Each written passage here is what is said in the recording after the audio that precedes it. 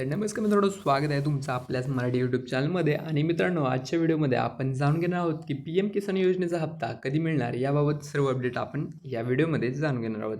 तर मित्रांनो, P M किसान योजनेच्या 23व्या हप्त्याची शेतकरी वाट पाहत आहेत. केवायसी पूर्ण नसणे किंवा बँक खात्याशी आधार लिंक नसणे यासारख्या चुकांमुळे हप्ता थांबू शकतो. त्यामुळे शेतकऱ्यांनी ही कामे लवकरात लवकर पूर्ण करावीत. तर मित्रांनो, या योजनेचा हप्ता कधी मिळणार? तर मित्रांनो, पी एम किसान योजनेचा पुढचा हप्ता कधी येणार याकडे सर्व शेतकऱ्यांचे डोळे राहिले आहेत. आता येणारा 23वा हप्ता शेतकऱ्यांना मिळणार का आणि तो हप्ता कधीपर्यंत जमा होईल हा प्रश्न सर्वांनाच पडला आहे. तर मित्रांनो, हा हप्ता थांबणार तर नाही ना?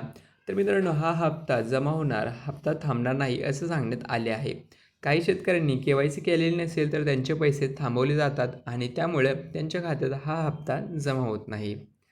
तर मित्रांनो, मागचा हप्ता का जमा झाला नाही? तर मागचा हप्ता का जमा झाला नाही हा प्रश्न अनेकांच्या मनात पडणं स्वाभाविकच आहे.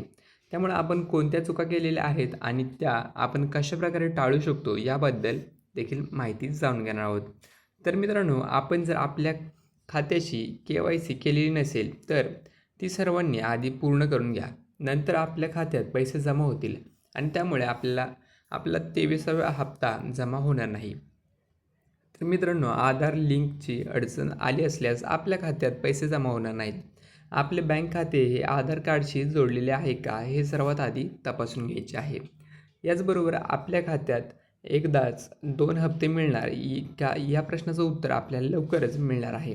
आपण सर्वात आधी आपल्या फोनमधील डेटा व्यवस्थित भरला आहे का हे तपासून घ्या.